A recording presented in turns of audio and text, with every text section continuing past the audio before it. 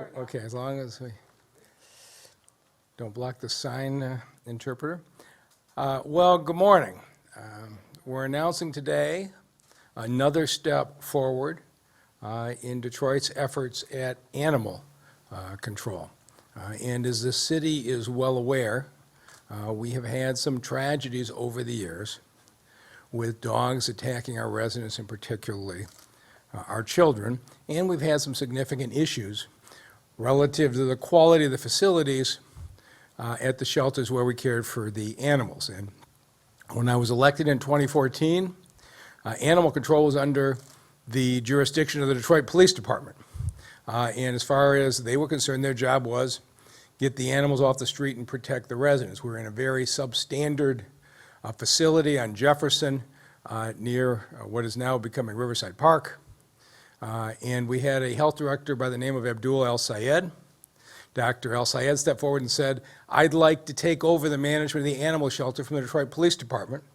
Our adoption rate was probably 25% at that point. Probably 3 out of 4 animals were being euthanized. Dr. El-Sayed took it over in 2016, moved us into a much better facility along 75 that the Michigan Humane Society was good enough to donate to us, and over time, our teams have gotten the adoption rate up dramatically. But the facility the Humane Society donated was an interim measure, certainly a lot better than what we had, wasn't the permanent plan. And so today, we're very pleased to announce that we'll be sending up to City Council a proposal to build a $5 million new shelter that will more than double the number of kennels available and dramatically improve the quality of the care.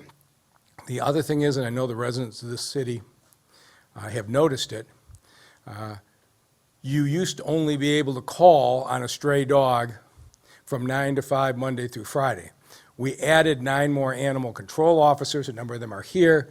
They are out Monday through Sunday, 7 days a week, 7 a.m. to 7 p.m., and respond on an emergency basis at any time. And so we have seen far fewer strays on the street. People will remember the tragedy in 2019 when 9-year-old Emma was killed by a dog, and that was not a stray dog. That was a dog that was in a neighbor's backyard that got through a fence. And that caused us to look at another fact, which is most of the animal attacks actually were not by strays. They were by dogs that were in residence yards, in residence houses, and we added 7 animal control investigators, 1 for each city council district, so that when we got complaints that the animals may be maintained in a way that wasn't safe, we didn't have to wait until they got out and somebody called the police or animal control. We're actually proactively doing the investigations. So all of these things are moving in the right direction. But at the end of the day, the men and women running the animal shelter need a first-class facility in order to treat these animals in the way that would make all of us feel very good. And so a $5 million investment in the city of Detroit is a major investment. It reflects our commitment to the continuing improvement in this process. And with that, I'll turn it over to the person responsible for building the new animal shelter, Brad Dick. Thank you, Mr. Mayor. Let's run through statistics. Yeah. So presently, we are in an outdated facility that the mayor said the Michigan Humane Society donated to us. It has significant maintenance issues. It is a costly concern. It's not enough space. It's only 16,000 square feet. And the worst part of it is it's only got 86 kennels. On average, we're picking up 15 dogs a day, which leads to overcrowding and risk of euthanasia. So what we're going to do, this is exciting, we're taking a building at Russell Ferry, which was a former incinerator headquarters, and turning that and converting it into the new animal control building, which will add 30,000 total square feet. This will allow for 200 kennels, a large outdoor area for dog run, and a modern veterinary clinic. This will also add additional space for our 922 Dogs call center and a larger area for visitors and guests. And the construction will begin later this year and finish in spring of '23. Here's a visual of it. I think you'll agree much more of an improvement. And the outdoor dog kennel area.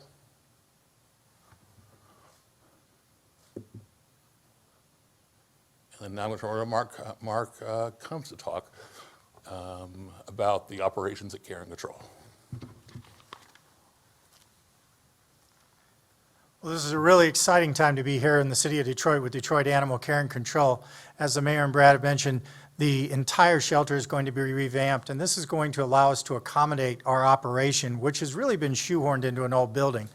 The animal control hours expanded from 7 a.m. to 7 p.m. shortly after my arrival in 2019, and it is our hope when we move into the new shelter, our shelter hours will also expand to meet that requirement for our citizens. A lot of folks don't get off work till 5 o'clock, and we want to make sure they can adopt and make sure it's convenient for them. As I said, we've added 9 more animal control officers, 7 animal control investigators, but in addition to that, we've doubled the staff within the animal shelter itself and added 2 veterinarians to our staff, as well as licensed veterinary technicians. As the mayor and Brad mentioned, we've opened up the 922 Dogs number, the hotline for citizens to call, and that's a one-stop number for folks who have questions about animals, large, dangerous dogs, adoption, animal licenses. Any question that they have for Detroit Animal Care and Control can be routed through that number 7 days a week from 7 in the morning until 7 in the evening. Moving to the new shelter is going to give us additional space for those call center folks. And again, just in September alone this year, we fielded 6,400 calls from citizens. Now, that's not 6,400 dogs picked up. That's 6,400 calls from people looking for information. We've increased our adoption events. As Brad mentioned, in the old days, adoptions really weren't a part of the operation. We have changed that and gone 180 degrees. Our adoption rate so far this year, over 1,500 dogs and cats have left the shelter to new homes. That doesn't include our renewed focus on partnerships, and we have some folks here from Michigan Humane and the Michigan Pet Alliance. We'd also like to recognize the Bissell Pet Foundation, all of whom have supported over 1,100 dogs leaving our facility this year, going to our transfer partners. We can't do this alone. We have returned over 500 animals to their owners this year, both dogs and cats, and that underlies the responsible and the necessity for folks to make sure their pets are licensed and microchipped so we can get them home. Our animal control officers have microchip scanners in the trucks in the field so they can scan an animal, see if it has a chip, and if it does, take it home before it ever comes to the shelter. We received the no-kill status in April of 2020. While the pandemic has been a tragic experience for us, there was a small silver lining in the fact that our adoptions transfers went up with the pandemic.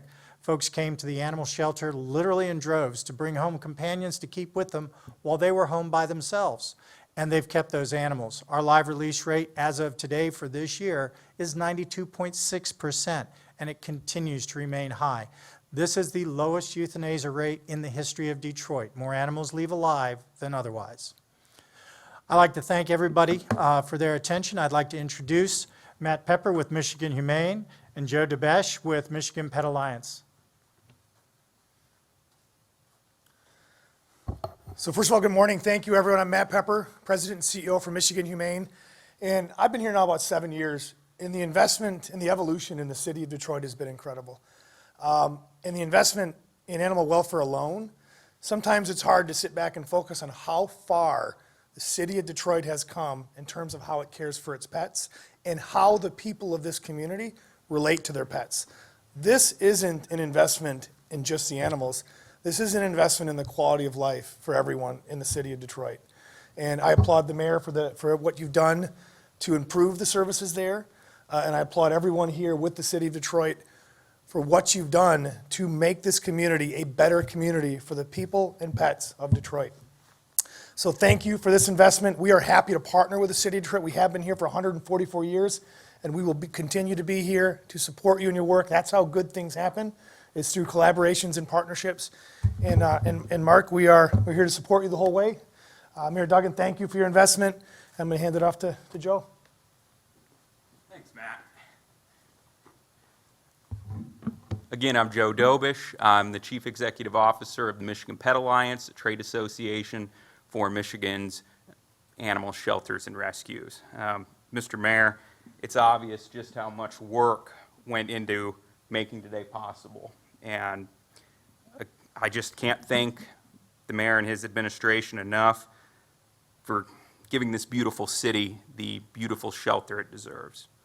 We applaud the mayor and his administration's commitment to building a badly needed new shelter and see the building as a critical step, a first of many to giving this city a animal care system that it can be proud of. And I think today the city's demonstrated a commitment to making sure that's possible. We ask that the city continue this commitment, and we have every reason to believe that that will continue. We think that the conditions need to improve and that this is making that possible. We would thank the mayor again, and we look forward to working together in the future. And I want to say thank you to our partners who are helping us place the animals. Our first priority is the protection of children in the city. We will take stray dogs off the street, but we cannot hold the euthanasia rate down without the partnerships that we have in making the adoptions. You've been great partners. And again, a special thank you to Dr. Abdul El Sayed. Somewhere he's smiling about this. This was his vision when he took it over, got us into the interim facility, lowered the euthanasia rate, and wanted the permanent facility. And this is the culmination of what he had hoped for. I'm hoping council will approve it quickly. We break ground next year and open the year after. And with that, we'll take any questions. Quick one regarding, my question's really regarding pit bulls. I've gotten a lot of calls and letters regarding what is the regulations, what is the safety, and it appears to be more, and not just a pit bull. I guess this new master bull that's out there a lot, or whatever it is. I don't know. It looks like a pit bull with the big head. When the newspapers start getting letters, I mean, it must be out there a lot. And I've heard a lot of people at church ask me questions about it. So when I saw this, thank you, Mr. Mayor, for bringing this to the attention of the city. But what do we do, and what is the regulations regarding the loose, scary dogs? I don't want to call them wild or whatever, but they scare people. So our ordinance does not discriminate based on dog breed. Our ordinance responds to the dog's behavior. And so a pit bull that is properly cared for, not on the street and not a risk, there's no rule against that. Sometimes you have Labradors that are mean and bite. And so what City Council has done is adopt an ordinance to give the investigators the authority to go out and respond based on the dog's behavior and based on whether the dog is properly kept in a yard. And I don't know if Brad or Mark want to expand on that, or go ahead. As the mayor said, our ordinance is not breed-specific. It refers to deed-specific. That means unexpected or unwarranted behavior on behalf of any particular dog can warrant an investigation. Again, we've emphasized proper care. Michigan Humane has new programs where they will be working, going door to door, providing additional resources to owners. Our goal is to make Detroit a pet-safe and a people-safe city, and you can't do either one of those things by itself. It's a joint operation. A lot of folks have big bully dogs, and most of them, the majority I would say, are responsible pet owners. But if there is a situation where a dog misbehaves, acts out, engages in that behavior, animal control, animal care, we stand ready to respond to those complaints. And what is the turnaround time? What is the number that we can call that I could put in the paper that people can call when there's loose dogs in the neighborhood? Right now, the 7 a.m. to 7 p.m. is 922 dogs, and that's an all-purpose customer service number. But we remind folks that is not an emergency number. 911. If there's an attack in progress, a serious threat to life and safety, that's a 911 call. Otherwise, please call our 922 dogs number, and we are responding to those in real time, which means same day, in many cases, same hour, based on the fact that we've increased the number of officers and investigators. Thank you very much.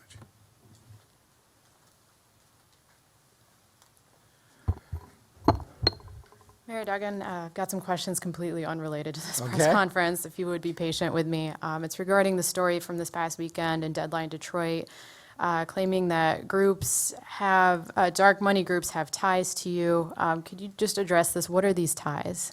So we are lucky in this town that we have high standard of journalism almost across the board. This story was the exception to the case. It is pure fiction. I read this story that says dark money groups affiliated with me are supporting Hector Santiago for City Council District in District 6. I've been to none of his events. I've not done a thing to help. And the group they claim I'm associated with, I have no connection with. And when you look at the story, it's because we both hired the same lawyer. Well, the law firm is Dykema, one of the largest firms in Michigan, more than 1,000 clients. And they also represent Ford and GM. So I'm not sure how many other companies this reporter is going to claim that I am running because my law firm has other clients. But I want to say this clearly, because normally I do not comment on any elections in a year that I'm running. I think it's my job to focus on my race. I've never endorsed another candidate. But because of the damage done by this irresponsible story, I will make my position clear on this. In District 6, Gabriela Santiago Romero reached out to me early in the campaign. I watched her campaign. I think she's the most impressive candidate. And if I were a voter in District 6, I would be voting for Gabriela Santiago Romero.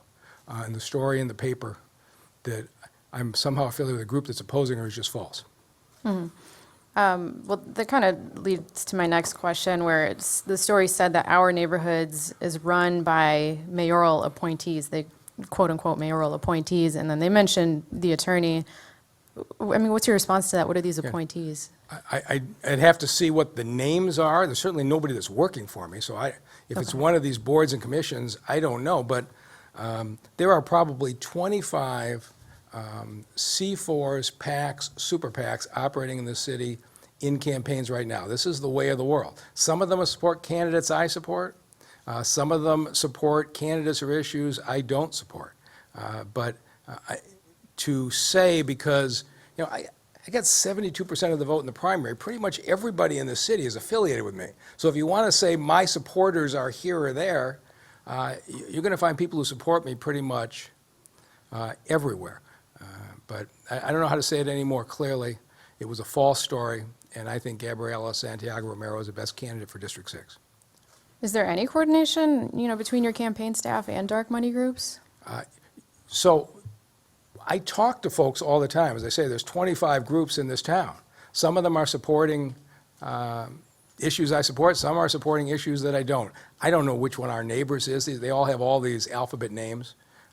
But when somebody comes up to me and says, hey, is this a good idea or a bad idea, I tell people what my position is. And so are you privy as a candidate to organizations that support you? So like if a group like Our Neighborhoods or someone says, we want to publish this ad supporting you, and do they let you know in advance, or does it just kind of happen? Like So a billboard, for it example? would depend on, and I'd have to look at the individual group. PACs and super PACs are not allowed to coordinate. They would never talk to a campaign. C4s have looser rules on them. Whatever is being done, everything is signed off on by the lawyers and is appropriate. But I couldn't tell you the names of the different organizations and what they're doing. I just know that the story in the paper this weekend that I was affiliated with a group of this particular candidate was just false. And last question, surprises me to hear you say you support a candidate, because you previously said you don't endorse candidates while you're on the ballot. Are there any others that you have in mind? No, I never would have endorsed Ms. Santiago Romero, but I felt like damage was done by an irresponsible journalist, and I don't know how to correct it except to do this. But I won't be commenting on any other campaign. This is only to make up for the damage of bad journalism. All right, thank you. One more question, Mr. Mayor. Since we're doing off-the-cuff thing, in terms of the fire department, and hopefully I can get some help with this. I just got a notice that they're looking for new recruits, Really? and the deadline is the You- 12th. You're going to have to recover. Yeah. I ain't going up no ladders, and I sure ain't going to no fires. What can I do, or what do the citizens need to do to have that? I want to run it. My paper comes out tomorrow. I want to run it in the paper. Let me get back to if you, the but- deadline is the 12th, and I'm just now getting the information, and the citizens don't know about it all. And what really made me look into it is 2 people came up to me at church yesterday, talking about 2 women, 2 minority women. And if they don't have the information, and I got a problem with the, How did they know about it to come up to you? no, they asked me. I was telling them because okay. somebody else brought it All up right, to me. so you know what, John, would you have Eric Jones follow up on this today, and let's find out exactly what the outreach is for the upcoming class to make sure we push the publicity out there, and if we have to extend it, we have to extend it. But So let me please, find out. I mean, for the citizens, We're I've gonna- asked over and over, please make me one of the venues so I can at least get to the minority community and the churches. We're going to get you an answer within an hour. Thank you, You're Mr. raising a Mayor. really good point, and we'll get on it. All right. Anything else? All right, thank you very much.